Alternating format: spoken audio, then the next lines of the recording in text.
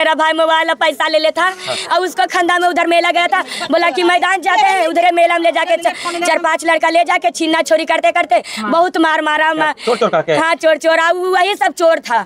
मेरा भाई को छीन रहा था मोबाइल और पैसा, इसी के आरोप में कर करके मार दिया। झुनकिया बाबा को अरेस्ट करके उसे फांसी देना चाहिए सबसे पहले। अभी तक मैं इसी बात को ज्यादा दुख होता है कि अभी तक झुनकिया मंदिर को क्यों खुला रखा है, क्यों नहीं उसे ताला मारा गया, क्यों नहीं प्रशासन नालंदा प्रशासन उसे सील किया। सीसीटीवी कैमरा लगा हुआ है, सीसीटीवी कैमरा से फुटेज निकालने में कितना दिन लगेगा? पत्रकार साथी आप लोग सब जानते हैं 2 मिनट की काम है, 2 मिनट में पता चल जाएगा कि सीसीटीवी कैमरा में कौन हत्यारा है, कौन मर्डर किया, कौन इस घटना का साजिश करता है। आप 2 मिनट में उसे देखकर अरेस्ट कर लेते अब तक, लेकिन क्यों? क्योंकि ये दलित का बच्चा है, दलित पासवान की बच्चा है। इसे कौन सूद लेने वाला है? कोई सूद लेने वाला नहीं है। हम दलितों को मारते रहेगा, हत्या करते रहेगा, हम लोग को कुछ लोग आएंगे कहेंगे मुआवजा मिलेगी, ये मिलेगा, बस उतने में सिमट के रख दिया गया। कब मैं जिला प्रशासन से मांग रख चुका हूं कि यदि 4 दिन के अंदर अपराधियों को नहीं पकड़ा गया तो मैं नालंदा जिला में आंदोलन करेंगे। और दूसरी बात है, दीपनगर थाना में हमने ताला लगाने का काम करेंगे। वो ना तो राम को मानते हैं, ना वो लोकतंत्र को मानते हैं, और ना ही वो भारत के संविधान को मानते हैं। चोरी करना कोई नई बात नहीं है, वो हमेशा से चोरी करते आए हैं। वो लोगों के विश्वास का चोरी करके आए हैं। जो लोगों ने विश्वास एक आस्था में दिखाते हैं, उस आस्था को बर्बाद करने के लिए वो लोग लगे हुए हैं। और ऐसे लोगों के खिलाफ कार्रवाई करने वाले भी लोग वही हैं, चोरी करने वाले लोग भी वही हैं, सब वही मिले हुए हैं। तो ये लूट की लड़ाई है कि जो लूट का पैसा है वो बराबर नहीं बटा है। जिन लोगों को ज़्यादा मिल गया है वो लोग ठीक हैं, और जिन लोगों को नहीं मिला है वो लोग सोच में जा रहे हैं। पैसा तो कुछ चंद लोगों के पेट में जाता है, जिनका पेट बहुत मोटा हो जाता है। तो पैसा नहीं चलाना चाहिए, पैसा अपने बच्चों के एजुकेशन में लगाना चाहिए, अपने रोजगार में लगाना चाहिए, अपने दुख दर्द को अच्छा करने के लिए लगाना चाहिए। आप सभी साथियों को क्रांतिकारी नमो बुद्धाय, जय भीम, जय भारत, जय संविधान। दोस्तों मैं रमनुजरन और आप देख रहे हैं अध्यात्म पावर। साथियों, जिस तरह से भाजपा सरकार में धर्म के नाम पर राजनीति हो रही है, जिस तरह से भाजपा सरकार में धर्म को एक बिजनेस की तरह देखा जा रहा है। हाल ही में साथियों आप लोगों ने देखा कि किस तरह से अयोध्या राम मंदिर में 1000 करोड़ रुपए की चोरी नहीं बल्कि डकैती कही जा सकती है। और डकैती करने वाले कोई और नहीं बल्कि मंदिर में बैठे हुए कर्मचारी, ट्रस्ट के जो मालिक हैं, उन्हीं लोगों ने किया। बता दें साथियों कि रामाशंकर यादव उर्फ टिन्नू यादव जो 1992 में ऑटो चलाता था। सोचिए साथियों कि ऑटो चलाने वाला व्यक्ति जिसकी आमदनी कितनी होगी। आपको बता दें साथियों कि रामाशंकर यादव यानी टिन्नू यादव जो ऑटो चला रहा था, ऑटो चलाने में वो कमाई नहीं हो पा रही थी, तो उसने सोचा कि कोई ऐसा जुगाड़ लगाया जाए जिससे आमदनी हो सके। बता दें साथियों कि जिस तरह से धार्मिक आस्था में लोग अंधभक्ति में पागल हुए हैं, कैसे अंधभक्ति का शिकार होकर लोग हज़ारों का लाखों का दान करते हैं, यही सोचकर टिन्नू यादव के मन में ख्याल आता है कि क्यों ना हम भक्ति का मार्ग अपनाएं और भक्ति के नाम पर पैसे कमाएं।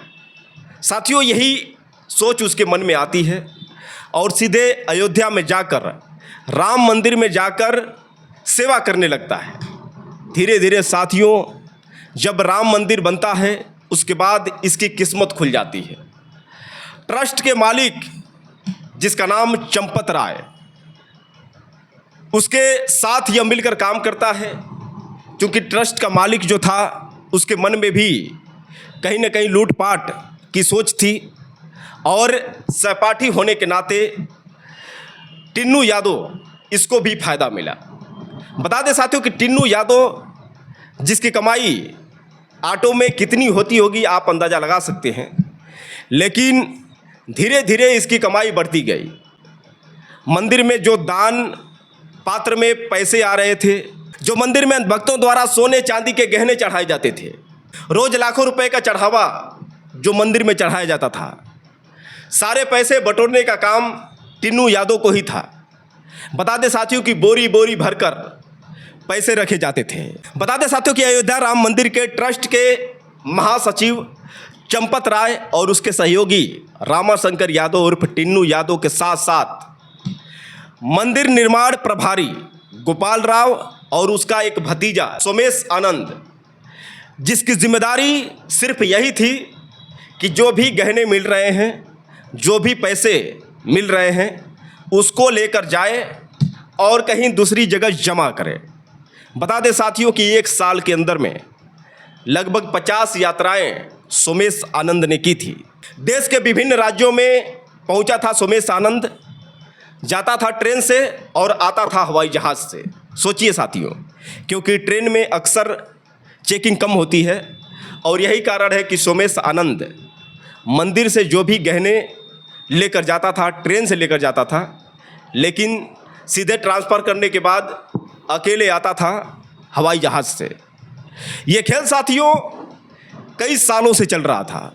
क्या इसकी खबर किसी और को पता नहीं चल पा रही थी, या फिर जो भी कुछ हो रहा था एक षड्यंत्र के तौर पर हो रहा था? आपको बता दें साथियों कि चंपत राय के सहयोगी रामाशंकर यादव और टिन्नू यादव, जो कभी ऑटो चलाया करता था, इसकी संपत्ति के बारे में आप जानेंगे तो हैरान हो जाएंगे।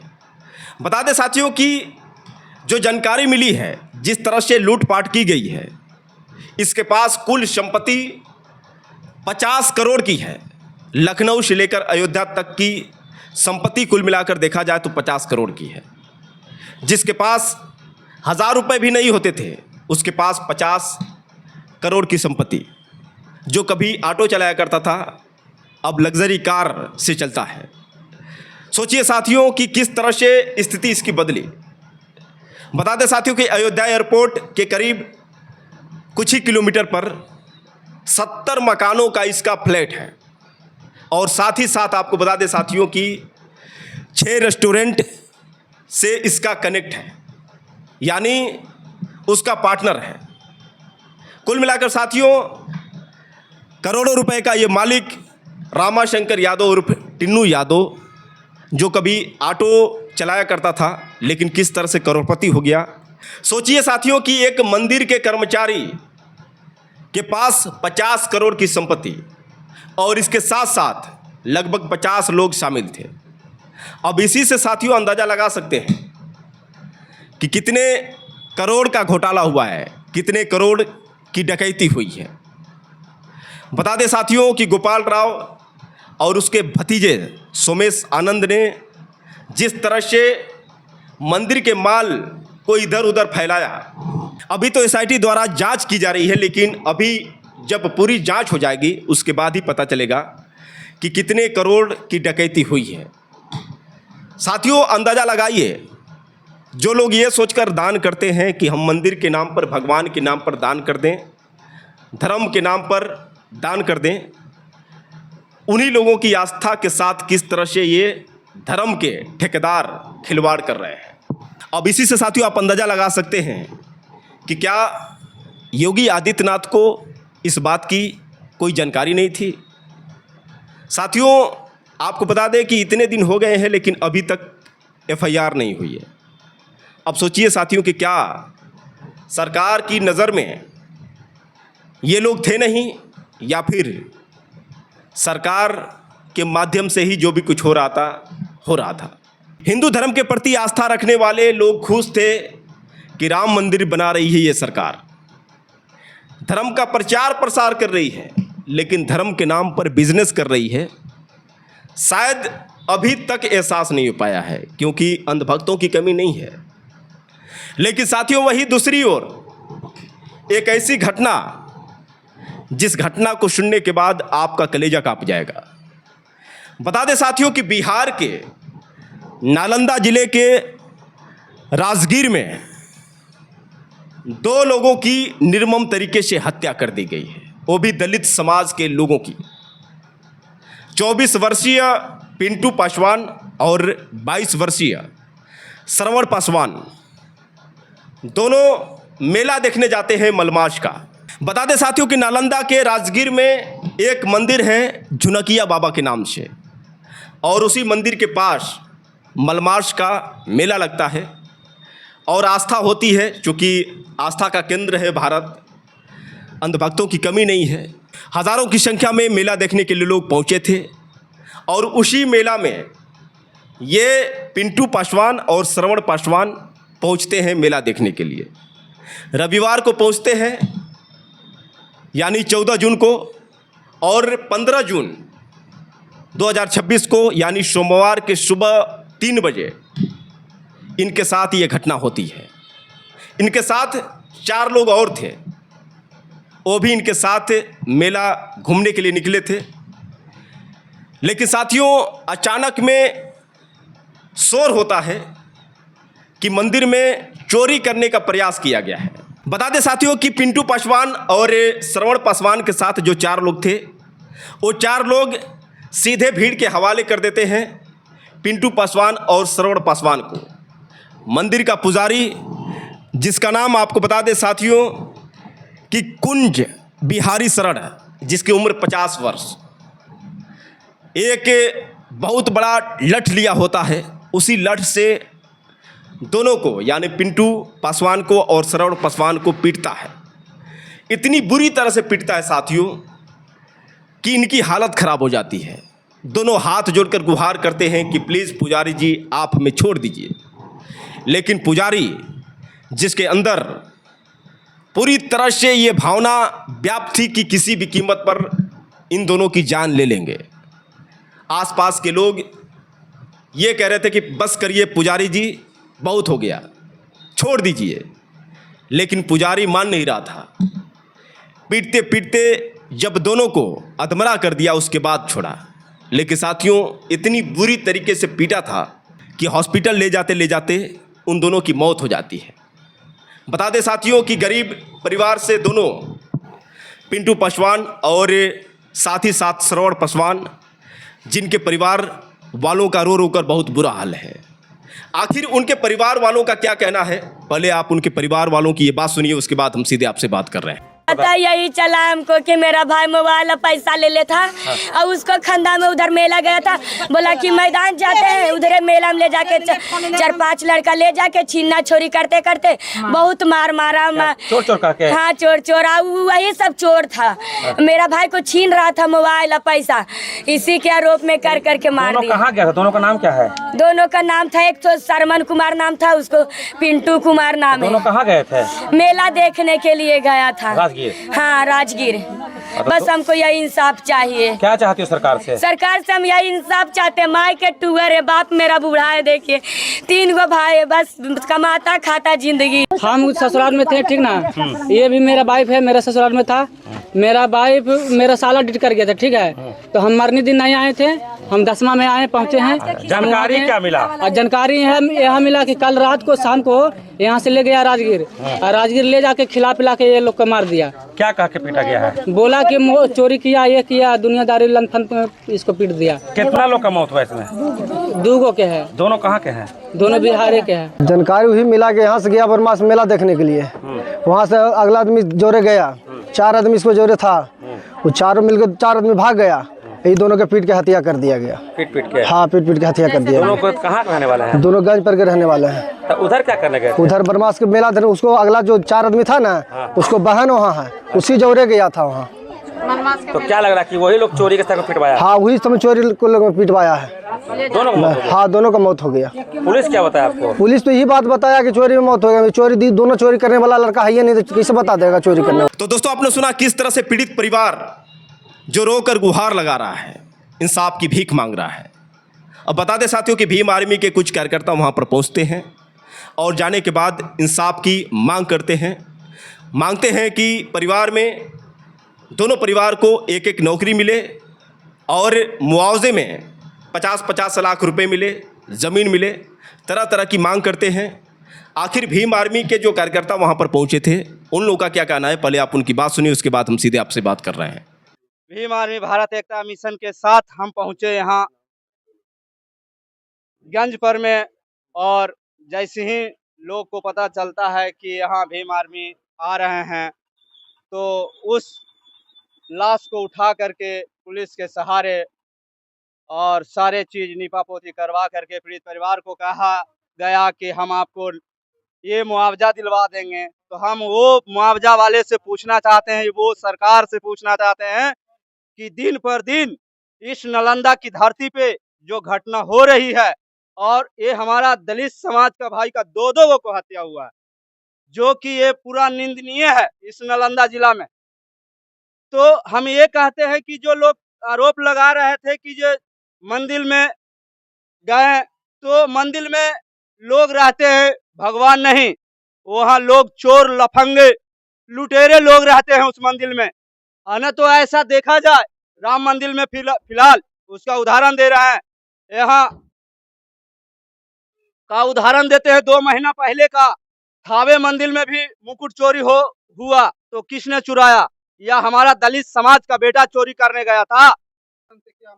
भीम आर्मी के प्रशासन से यही मांग है कि भीम आर्मी वाले लोग कहते हैं कि जो व्यक्ति हमारे भाई को हत्या किया है उसको फांसी होना चाहिए और उन परिवार को पूरा जीवन भर का उनको सुरक्षा मुआवजा मिलना चाहिए, ताकि एक परिवार का एक नौकरी और एक परिवार का भी नौकरी, जो कि ताकि दोनों को भरण पोषण उनका माँ बाप का हो सके, उनको बच्चों को हो सके।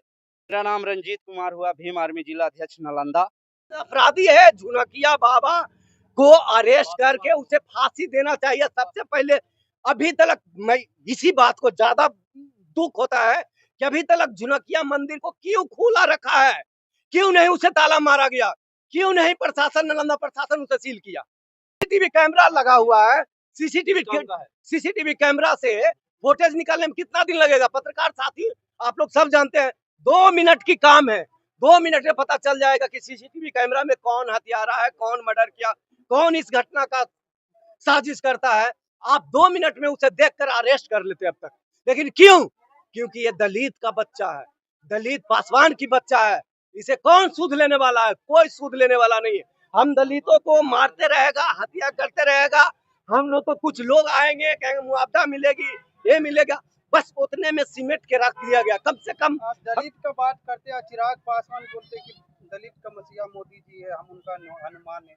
अरे भाई तो देख सकते हैं ना, आप पत्रकार भाई देख सकते हैं कि जिस तरह से नालंदा बिहार के हर जिला में दलितों पे जिस तरह का अत्याचार घटना हो रही है, कौन मसीहा है, कितना बड़ा मसीहा है? वो हमारे जनता पागल है।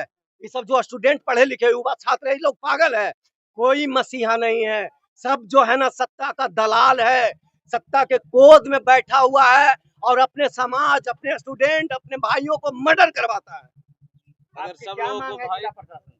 मैं जिला प्रशासन से मांग रख चुका हूं कि यदि 4 दिन के अंदर अपराधियों को नहीं पकड़ा गया तो मैं नालंदा जिला में आंदोलन करेंगे। और दूसरी बात है, दीपनगर थाना में हमने ताला लगाने का काम करेंगे। मेरा नाम सुबोध कुमार आजाद हुआ। तो दोस्तों आपने सुना किस तरह से भीम आर्मी के कार्यकर्ताओं ने सीधे तौर पर ये बोल दिया कि किस तरह से धर्म के नाम पर राजनीति हो रही है। और बता दें साथियों कि जब चिराग पासवान की बात की गई कि चिराग पासवान तो दलितों के मसीहा हैं, तो कैसे वहाँ पर जो कार्यकर्ता थे उस जवाब दिए। बता दें साथियों कि भीम आर्मी चीफ चंद्रशेखर आज़ाद जो शुरू से ही अंधविश्वास और पाखंड के खिलाफ आवाज़ उठाते रहे हैं, हमेशा वो लोगों को जागरूक करने का प्रयास करते हैं कि आप लोग शिक्षित बनिए, अंधभक्ति में पागल मत होइए और धर्म के नाम पर इस तरह से किसी का शिकार मत होइए। क्या ज़रूरत है लोगों को मेले में जाने की, क्या ज़रूरत है मंदिर में जाने की, लेकिन क्या करें साथियों, आज भी दलित समाज में लोग अंधभक्त बने हुए हैं। बता दें साथियों कि जिस तरह से ये घटना हुई है, इस घटना को लेकर तमाम लोगों ने अपनी चिंता जाहिर की है। आज इंसाफ के लिए तरह तरह के आवाज़ उठाए जा रहे हैं। बिहारी जो था उसकी गिरफ्तारी हुई है, लेकिन उसको मौत की सज़ा मिलती है या नहीं, ये तो देखने वाली बात होगी। अंधभक्ति को लेकर साथियों तमाम लोगों ने जिस तरह से अपने बयान दिए हैं, जिस तरह से अयोध्या मंदिर में 1000 करोड़ रुपए की जो डकैती हुई है उसको लेकर भी तमाम प्रकार के लोगों ने बयान दिया है। आखिर उन लोगों ने क्या बयान दिया है, उनकी बात को सुनिए, उसके बाद हम सीधे आपसे बात कर रहे हैं। वो ना तो राम को मानते हैं, ना वो लोकतंत्र को मानते हैं, और ना ही वो भारत के संविधान को मानते हैं। चोरी करना कोई नई बात नहीं है, वो हमेशा से चोरी करते आए हैं। वो लोगों के विश्वास का चोरी करके आए हैं। जो लोगों ने विश्वास एक आस्था में दिखाते हैं, उस आस्था को बर्बाद करने के लिए वो लोग लगे हुए हैं। और ऐसे लोगों के खिलाफ कार्रवाई करने वाले भी लोग वही हैं, चोरी करने वाले लोग भी वही हैं, सब वही मिले हुए हैं। तो ये लूट की लड़ाई है कि जो लूट का पैसा है वो बराबर नहीं बटा है। जिन लोगों को ज़्यादा मिल गया है वो लोग ठीक हैं, और जिन लोगों को नहीं मिला है वो लोग शोर मचा रहे हैं। तो लोगों को समझना चाहिए कि जो तुम्हारे मतलब भगवान का कोई डर नहीं, लोगों को कोई डर नहीं है। भगवान हो तो जब भी तो डर होगा लोगों को। उनको पता है कि कुछ नहीं होने वाला, ये धंधा है सब, और धंधे में जितना भी पैसा आता है वो लोगों में बंटता है। ये व्यापारी हैं, ये धर्म का धंधा करते हैं और ये व्यापारी हैं। इनके पास जो भी अपनी मेहनत की कमाई को चढ़ाता है भगवान के नाम पर, ये छल करते हैं, ये हज़ारों सालों से छल करते आए हैं। तो इन लोगों को किसी का डर नहीं है। जो सरकारें भगवान के नाम पर, ठीक है ना, लोगों को छलने का काम करती है या धर्म के नाम पर लोगों को छलने का काम करती है, उन लोगों से क्या उम्मीद कर सकते हैं? आस्था के साथ खिलवाड़ है ना सर। देखिए, जिन लोगों की आस्था है, जो चंदा वहाँ देते हैं, वो चंदे के साथ खिलवाड़ है। तो ये आस्था के ठेकेदार हैं। अब ठेकेदार जो हैं वो आस्था के साथ में अगर छलावा कर रहे हैं या खिलवाड़ कर रहे हैं तो उनको कौन कहने वाला है? बताइए आप लोग ना। भाई वही लोग मिले हुए हैं आपस में, एक ही विशेष जाति के लोग हैं जो चंदा चोरी करते हैं, चंदा मांगते हैं और जो मंदिरों में हज़ारों करोड़ का चंदा आता है उसको लूटकर अपने बच्चों को विदेश भेजने का काम करते हैं। ये तो आम जनता को समझना चाहिए कि जो अपना कमाई की मेहनत की कमाई है उसको ऐसे नहीं देना चाहिए किसी को भी। अगर आपको भगवान से मोहब्बत है, अगर आपको भगवान में आस्था है, धर्म में आस्था है, तो अपने घर में कीजिए। आप मंदिर के नाम पर जब पैसा देते हैं तो कुछ चंद लोगों के घर बड़े हो जाते हैं, कुछ लोगों के लिए चंदा चोरी का काम बन जाता है। जैसे अब चोरी हो रही है, तो ये राम मंदिर जो है आस्था का जो प्रतीक बनाया पूरे देश के अंदर, इन लोगों ने चंदा चोरी करके ये साबित कर दिया कि इस देश के अंदर ना तो भगवान का डर है, ना धर्म का डर है, ना नरक ना स्वर्ग का डर है, इसलिए कोई है ही नहीं। तो उनको अच्छी तरह पता है, तो चोरी तो हो गई होगा। क्या चंदा चढ़ाने वालों को अब सोच लेना चाहिए कि चंदा चढ़ाने से कुछ नहीं होगा, चंदा नहीं चढ़ाना चाहिए? 101% मंदिरों में या किसी भी धार्मिक स्थान पर चंदा नहीं चढ़ाना चाहिए, क्योंकि भगवान को पैसे की जरूरत नहीं है। भगवान को, अगर भगवान कोई है तो उसको लोगों की श्रद्धा की जरूरत है, ना कि पैसे की जरूरत है। पैसा तो कुछ चंद लोगों के पेट में जाता है, जिनका पेट बहुत मोटा हो जाता है, तो पैसा नहीं चढ़ाना चाहिए। पैसा अपने बच्चों के एजुकेशन में लगाना चाहिए, अपने रोजगार में लगाना चाहिए, अपने दुख दर्द को अच्छा करने के लिए लगाना चाहिए। पैसा ऐसे ही नहीं बांटना चाहिए आपको। और भगवान के लिए तो भगवान को सब दिखाई दे रहा होगा कि VIP लाइन लगा ली है, कि जिनको दर्शन करने वो VIP लाइन में होंगे, दर्शन होंगे, तो वहाँ पूरा VIP कल्चर है। भक्त लोग तो बड़े अच्छे मन से चढ़ाते हैं ना। देखिए, तो श्रद्धा के रूप में उनको क्या पता चोरी हो रहा है ये पैसा? देखिए, सबको पता है, सबको पता है ये आज चोरी नहीं हो रहा। हजारों सालों से इस देश में मंदिरों में से पैसा चोरी होता है, सोना चोरी होता है, चांदी चोरी होती है। जो भक्त हैं उनको ठगा जाता है, और जो भक्तों को साथ में धोखाधड़ी करता है, जो भी व्यक्ति करता है, चाहे वो साधु हो, संत हो। क्या रेप के केस नहीं आ रहे? जो साधु संत हैं, जो अपने आप को भगवान समझते थे, आज रेप के केसों में अंदर हैं, सजा हो रही है उन लोगों को। तो वो धोखा ही एक प्रकार से ये चोरी है। तो ऐसे लोगों को सख्त से सख्त सजा करनी चाहिए, मगर जो सजा देंगे वो लोग भी तो इसमें लिप्त हैं, वो लोग भी तो लिप्त हैं। तो इसलिए ये उम्मीद करना, पैसे के साथ साथ जैसे आपने कहा सोने, हीरे, जवाहरात सब चोरी हो गए। बिल्कुल बिल्कुल, सब चोरी हो जाता है। और ये चोरी होके जाता कहाँ है? ये चोरी होके इस देश में जो एक व्यवस्था है उसको कायम करने के लिए आती है। जो ऊंच नीच की व्यवस्था है, जो विघटनवाद की व्यवस्था है, उस व्यवस्था को कायम करने में पैसा लगाया जाता है। और जो वहाँ पर पुजारी है, वो पुजारी के पेट में जाता है, उसका पेट बहुत मोटा होता है, कुछ काम नहीं करता, उसके बच्चे विदेश में पढ़ते हैं।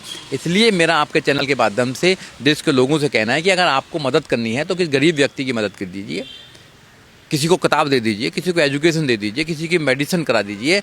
ये ऐसे लोगों में चंदा चढ़ाना, ऐसी जगह चंदा चढ़ाना जहाँ से चोरी होने की संभावना है, जहाँ चोरी होता आया है, ऐसी जगह एक भी पैसा चढ़ाने की जरूरत नहीं है। कहा जा रहा है कि जो लोग चोरी करिए रातों रात करोड़पति हो गए। बिल्कुल, करोड़पति तो होंगे ही।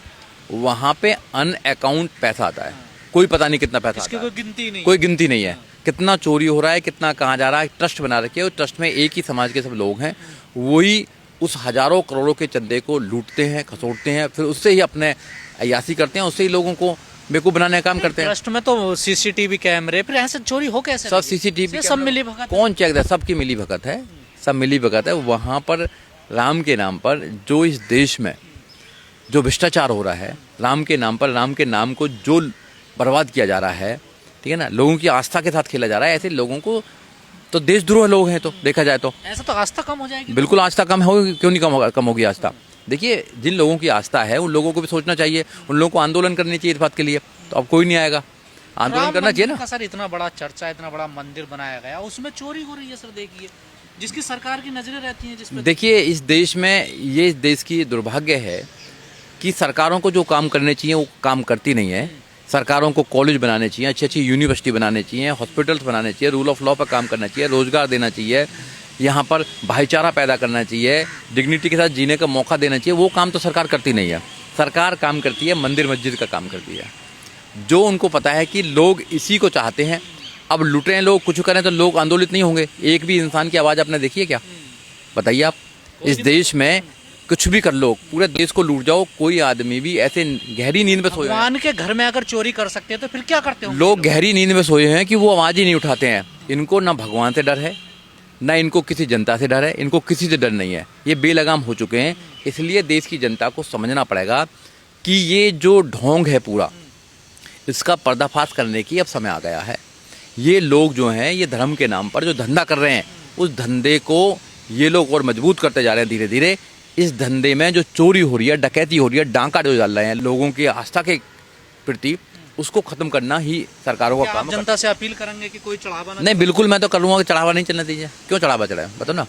ऐसे मंदिर में क्यों चढ़ावा चढ़े जहाँ पर चोरी और डकैती होती है? क्यों देना है आपको?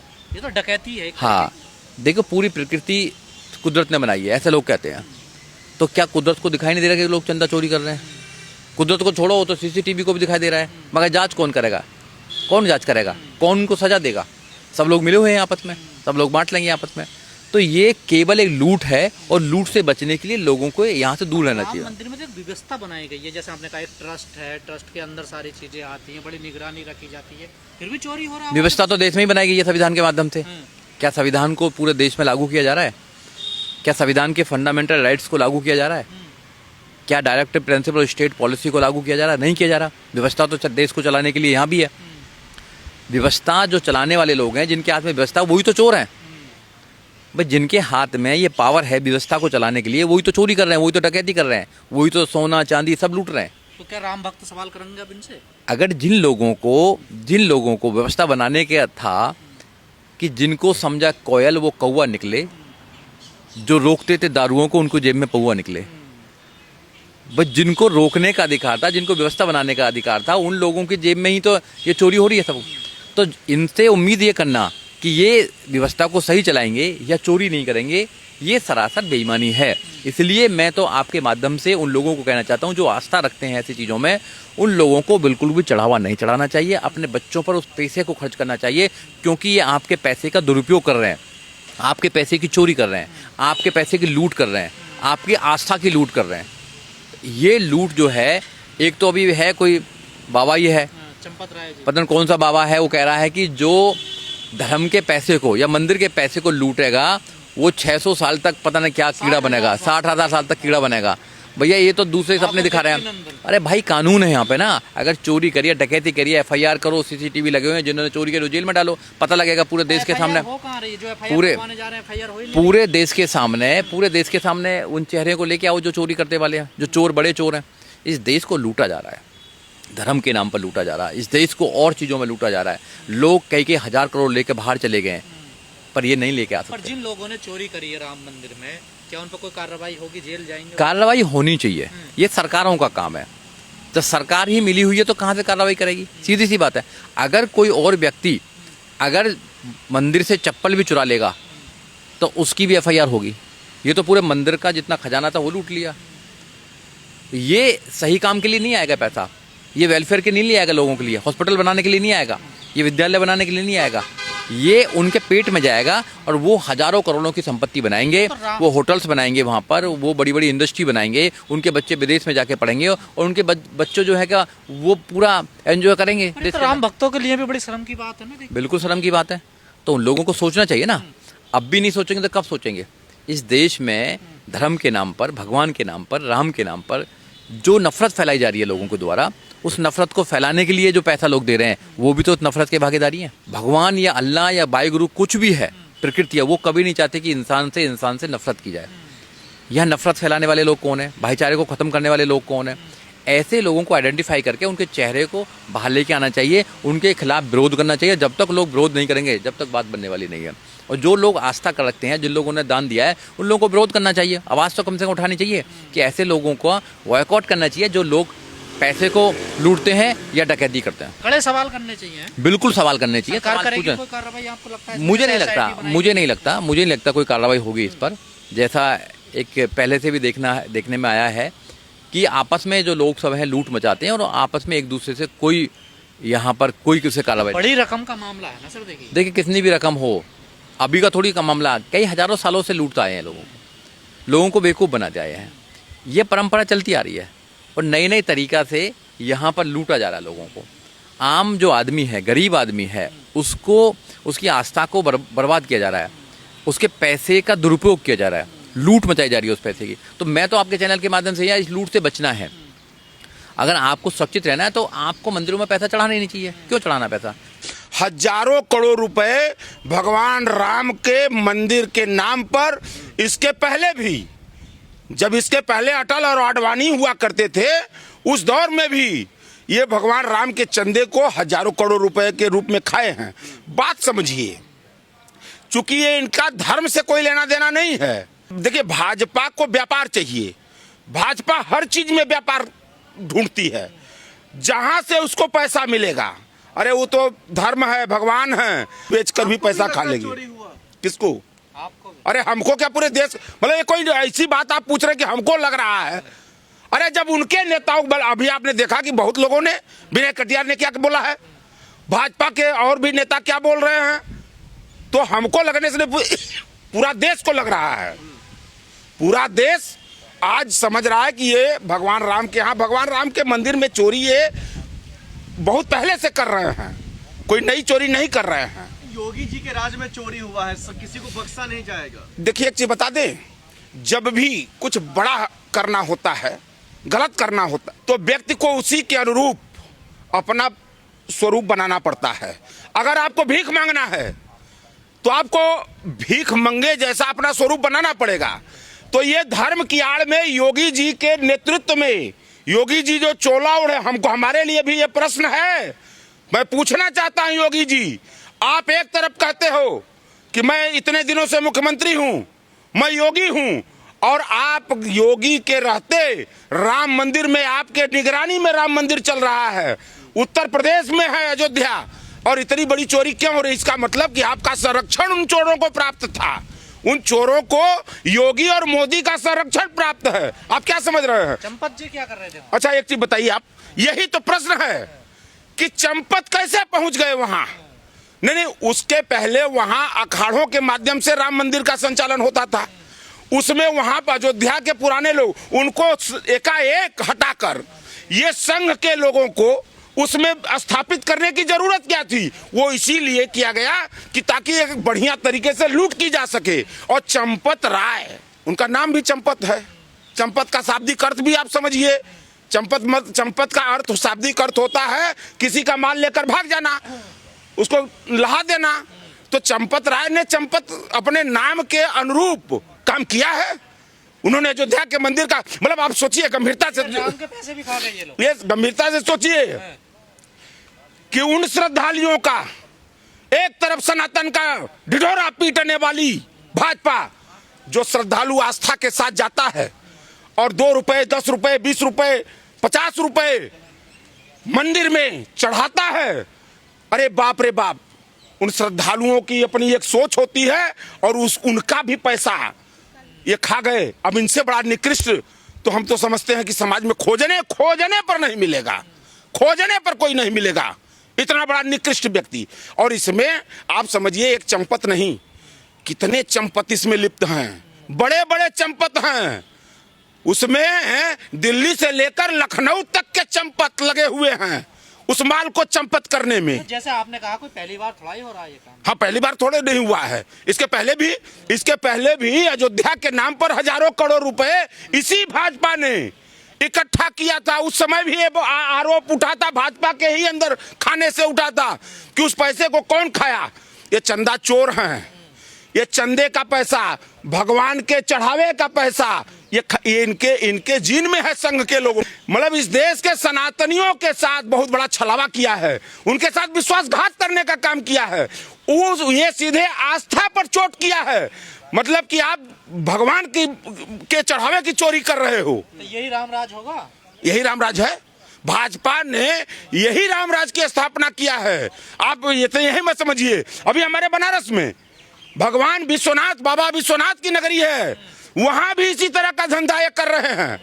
वहां पर भी बाबा विश्वनाथ के चढ़ावे में चोरी हो रही है। मैं बता दे रहा हूं आपसे, चोरी हो रही है। ये संघ के लोग हर जगह घुस चुके हैं, ये खोखला बना रहे हैं और धर्म को बदनाम, चूंकि धर्म की आड़ ये लेते हैं, धर्म की आड़ लेकर देश को और समाज को ये छलने का काम करते हैं, आज वही कर रहे हैं। भगवान राम का भी तो अपमान है कहीं ना कहीं। देखिए भगवान देखिए भगवान राम का अपमान कोई नया तो ये करते नहीं आ रहे हैं, या सनातन का अपमान नहीं, या किसी धर्म का। मैं किसी एक धर्म की पर्टिकुलर बात नहीं कर रहा हूं, ये हर धर्म का। इनका पूरा उद्देश्य है धर्म की आड़ में, धर्म की वोट लो और उसके बाद नोट साफ करो, धर्म की आड़ लो और माल लेकर चंपत हो जाओ। ये भाजपा अपना काम शुरू से कार्रवाई होगी, ये कुछ नहीं क्या होगी। अच्छा एक चीज बताइए, कौन कार्रवाई करेगा? मैं बहुत स्पष्ट आपसे कह रहा हूं, नहीं मैं कुछ नहीं होगा, कुछ नहीं होगा। मैं आपके चैनल के माध्यम से जिम्मेदारी से इस बात को कह रहा हूं। योगी जी कैसे कार्रवाई कर देंगे? योगी जी कहीं ना कहीं अगर देखा जाए मुख्यमंत्री हैं, जवाबदेह है ना। इतनी बड़ी आपकी चोरी, आपके यहाँ चोरी हो रही थी, इतनी बड़ी व्यवस्था आपने बैठा रखा, वो लोग क्या कर रहे थे? क्या कर रहे थे वो लोग? इसका मतलब कि सरकार भी लिप्त है, एसआईटी का जज इस सरकार भी चोरी में लिप्त है। योगी जी एकदम सरकार, उत्तर प्रदेश नहीं दिल्ली की भी सरकार लिप्त है, दिल्ली की भी सरकार लिप्त है। आप इसको आसानी से आप सोच रहे हो कोई कार्रवाई होगी, देख लीजिएगा क्या कार्रवाई होगी। भरोसा रखिए यूपी के कोई कार्रवाई नहीं होगी, मैं फिर बता दे रहा हूं।